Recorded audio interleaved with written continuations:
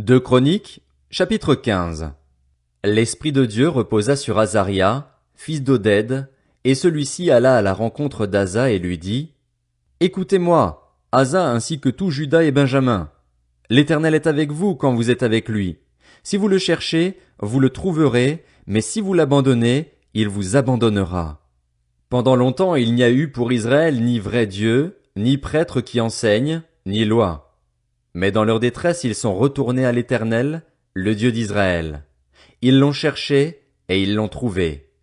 Dans ces moments-là, il n'y avait aucune sécurité pour ceux qui allaient et venaient, car de grands troubles accablaient tous les habitants du pays. On se battait peuple contre peuple, ville contre ville, parce que Dieu les agitait par toutes sortes d'angoisses. Quant à vous, soyez forts et ne baissez pas les bras, car il y aura un salaire pour vos actes.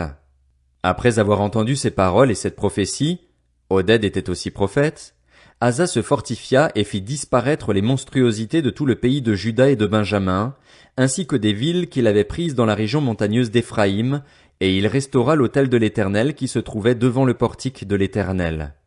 Il rassembla tout Juda et Benjamin avec les membres des tribus d'Éphraïm, de Manassé et de Siméon qui habitaient parmi eux. En effet, un grand nombre d'Israélites s'étaient ralliés à lui lorsqu'ils avaient vu que l'Éternel, son Dieu, était avec lui. Ils se rassemblèrent à Jérusalem le 3e mois de la 15e année du règne d'Asa.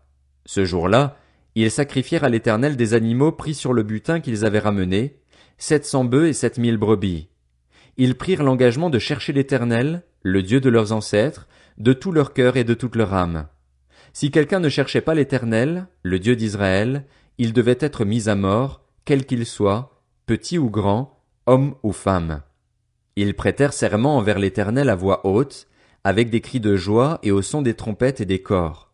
Tous les Judéens se réjouirent de ce serment, car ils avaient juré de tout leur cœur, ils avaient cherché l'Éternel de leur plein gré et ils l'avaient trouvé. Et l'Éternel leur donna du repos de tous côtés. Le roi Asa retira même le titre de reine-mère à Maaka, sa grand-mère, parce qu'elle avait fait une idole en l'honneur d'Astarté. Asa bâtit son idole, la réduisit en poussière et la brûla au bord du torrent du Cédron. Cependant, les hauts lieux ne disparurent pas d'Israël, même si Asa s'attacha sans réserve à Dieu pendant toute sa vie. Il déposa dans la maison de Dieu les offrandes consacrées par son père et par lui-même, de l'argent, de l'or et divers objets. Il n'y eut aucune guerre jusqu'à la 35e année du règne d'Asa.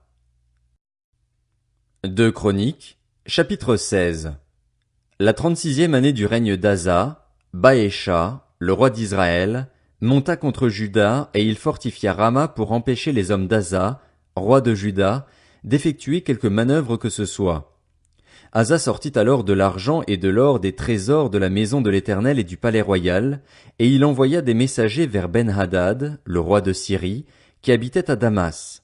Il lui fit dire, qu'il y ait une alliance entre toi et moi, comme il en a existé une entre ton père et le mien. Vois, je t'envoie de l'argent et de l'or. Va rompre ton alliance avec Baécha, le roi d'Israël, afin qu'il s'éloigne de moi. Ben-Hadad écouta le roi Asa. Il envoya les chefs de son armée contre les villes d'Israël, et il conquit Risjon, Dan, Abel-Maïm et tous les entrepôts des villes de Nephtali. Lorsque Baécha l'apprit, il cessa de fortifier Rama, il interrompit ses travaux. Le roi Asa réquisitionna tout Juda pour emporter les pierres et le bois que Baécha employait à la construction de Rama. Il s'en servit pour fortifier Géba et Mitzpa. À cette époque-là, le voyant Hanani alla trouver Asa, roi de Juda, et lui dit, « Parce que tu t'es appuyé sur le roi de Syrie et que tu ne t'es pas appuyé sur l'Éternel, ton Dieu, l'armée du roi de Syrie t'a échappé. Les Éthiopiens et les Libyens ne formaient-ils pas une grande armée, avec des chars et un grand nombre de cavaliers? Et cependant, parce que tu t'étais appuyé sur lui, l'Éternel les a livrés entre tes mains. En effet, l'Éternel parcourt toute la terre du regard pour soutenir ceux dont le cœur lui est attaché sans réserve. Tu t'es comporté de façon stupide dans cette affaire, car désormais tu auras des guerres. » Asa fut irrité contre le voyant et il le fit mettre en prison parce qu'il était en colère contre lui à cause de cette parole. À la même époque, il maltraita aussi quelques membres du peuple. Les actes d'Asa, des premiers aux derniers, sont décrits dans les annales des rois de Juda et d'Israël. La 39e année de son règne, il eut une très grave maladie des pieds. Toutefois, même pendant sa maladie, il ne consulta pas l'Éternel, mais les médecins. Asa se coucha avec ses ancêtres.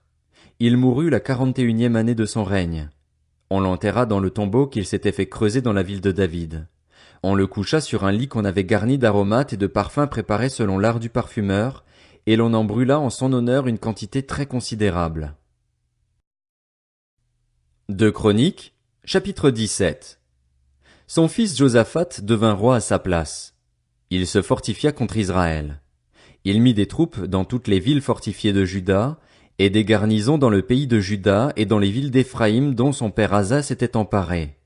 L'Éternel fut avec Josaphat parce qu'il marcha sur la voie que suivait son ancêtre, David, au début et qu'il ne consulta pas les Baals. C'est en effet au Dieu de son ancêtre qu'il eut recours, et il suivit ses commandements sans imiter ce que faisait Israël. L'Éternel affermit la royauté entre les mains de Josaphat. Tout Juda lui payait un tribut, et il eut des richesses et de la gloire en abondance. Son cœur s'engagea toujours plus dans les voies de l'Éternel, et il fit encore disparaître de Juda les hauts lieux et les poteaux sacrés.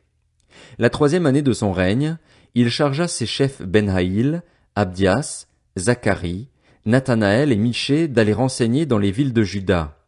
Il envoya avec eux les Lévites Shemaéja, Néthania, Zébadia, Azaël, Shemiramoth, Jonathan, Adonija, Tobija et Tob-Adonija, ainsi que les prêtres Élishama et Joram. Ils enseignèrent dans Juda avec le livre de la loi de l'Éternel.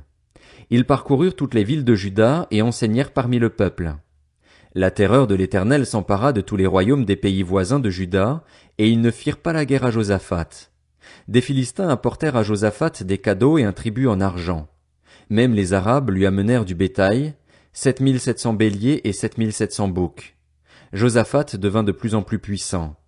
Il construisit des forteresses et des villes destinées à servir d'entrepôts en Juda. Il fit accomplir beaucoup de travaux dans les villes de Juda, et il avait de vaillants hommes comme soldats à Jérusalem.